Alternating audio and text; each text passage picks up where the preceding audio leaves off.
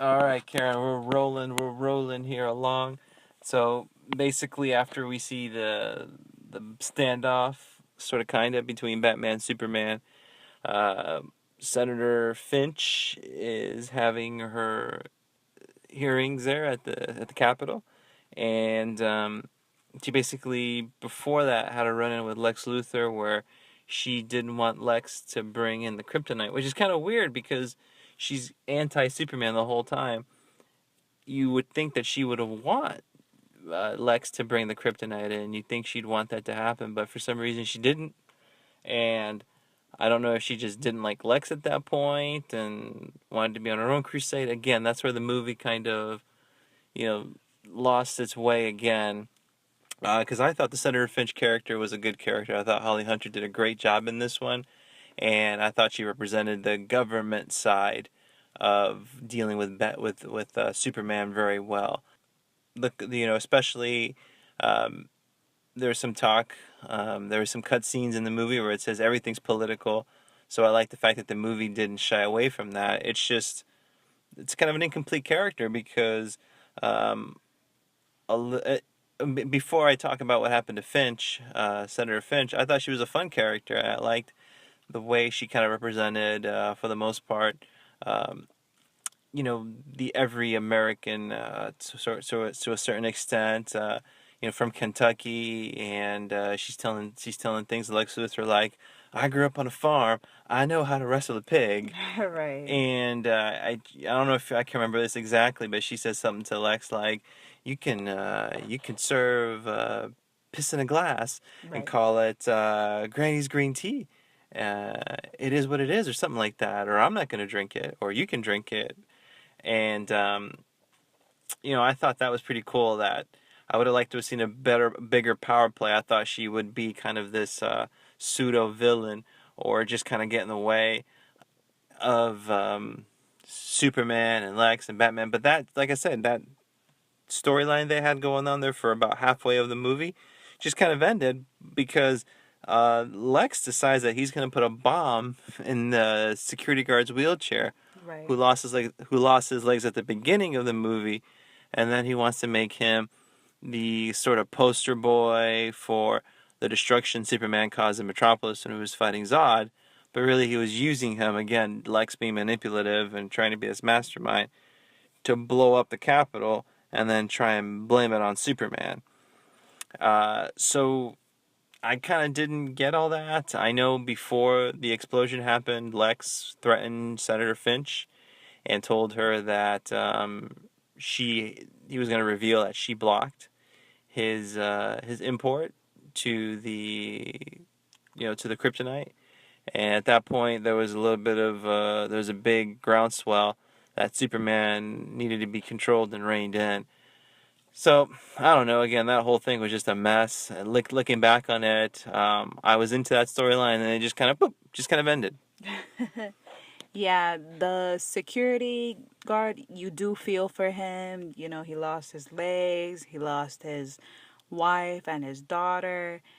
And then all of a sudden, he climbs up on the statue, now we know how the false god got on there because he spray painted it on there.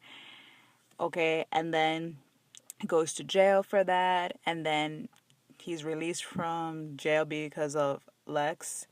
And all of a sudden, Lex just said, all right, yeah, you want to stand for something? Oh, do you want to stand again?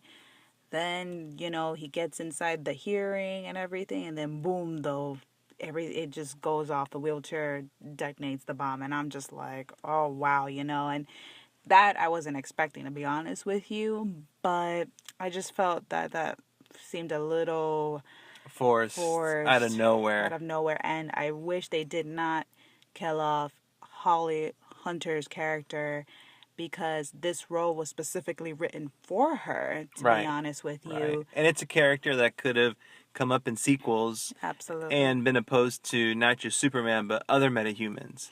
And we've seen Viola Davis, how she's sort of Mm-hmm. positioned to interact with the Suicide Squad. I think we could have seen that with Holly Hunter. Imagine later on if Lex ran for president and his opponent was Holly Hunter. Oh, wow. Senator June Finch. So all these cool storylines and stuff kind of just seemed to go out the window.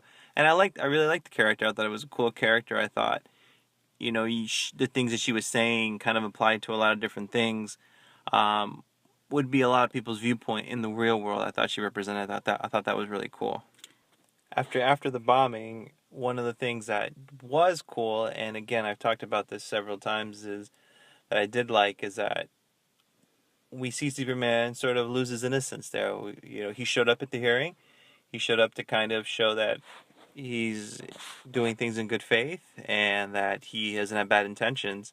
And everything just goes to hell, and people die, and obviously he feels responsible for it. And he starts to question whether the waves, around him will ever be calm, or if it's always going to be, he's always going to be the port in the storm. And I thought that was pretty cool. But one of the things that I drew from that on the look on his face, and props to Henry Cavill for portraying this, I felt Superman's loss of innocence. This whole time he's sitting there just kind of being this superpower being who thinks that he can just do good, do good, do good, do good, and everybody will fall in line. And then he realizes that that's not the case, and he essentially goes to his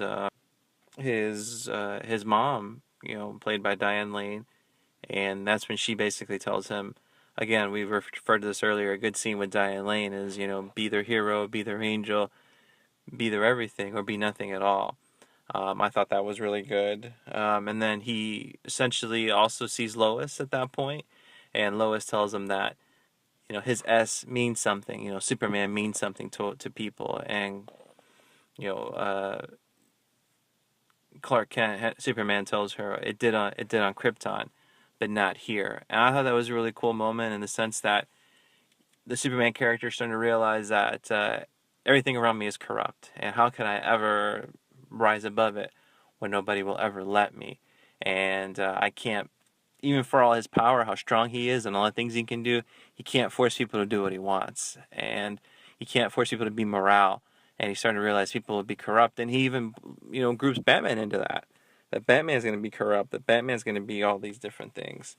So, I thought that was definitely good. One thing I want to point out and say is that, and this to me should have been examined more. I'm not sure exactly what happened, but it's in my notes. I think it happened later. But talks about a farmer's dream. Talks about how Superman was raised with those ideals. I think that might be when he sees Kevin Costner as his dad, who makes a cameo in it. Right. Like I said, I can't remember. But it was a farmer's dream, and that's essentially what Superman is. Superman is written, that's his core. Superman is written by, Jerry Siegel and Joe Shuster. Those are his creators. And they basically, that's what they did. They created a character who has superhuman powers, but comes from the Midwest, is about as American as you can get, or Americana as you can get, you could say. Mm-hmm. And that's what it is. Superman is essentially a farmer's dream. Somebody who has the power and ability to do and save people and do what needs to be done for the greater good, pure of heart, and has humble beginnings, aka a farmer. So I thought that really did justice to Superman's core character. Um, really goes to another level of storytelling and did a great job on that. And if the movie had stuck more to that instead of trying to do all these other different things, and I think it would have done better, obviously. And then, like I said before, bounce off some fight sequences off of that and show Superman's purity, Superman's, um, you know, morale versus Batman and his, well, I'll do what I need to do because, sort of to a certain extent, almost Superman's Luke Skywalker to Batman's Darth Vader. I think that should have been played out more.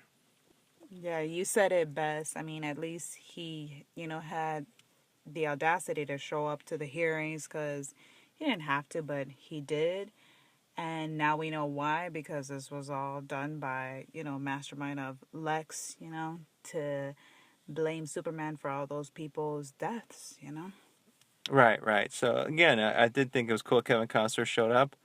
I did think it was cool. He told a little story about how him and his brothers and his family, they basically dug a ditch to stop a flood from destroying their farm. And all it did was go destroy another farm. and basically letting Superman know that, hey, look, for every good, there's going to be Mm-hmm. actions that aren't necessarily, going to end well, and your good actions or your good intentions could lead to other people's misfortune, and you just have to learn to deal with it. So I thought that was a really good scene with Superman and his character, and it should have been played up more.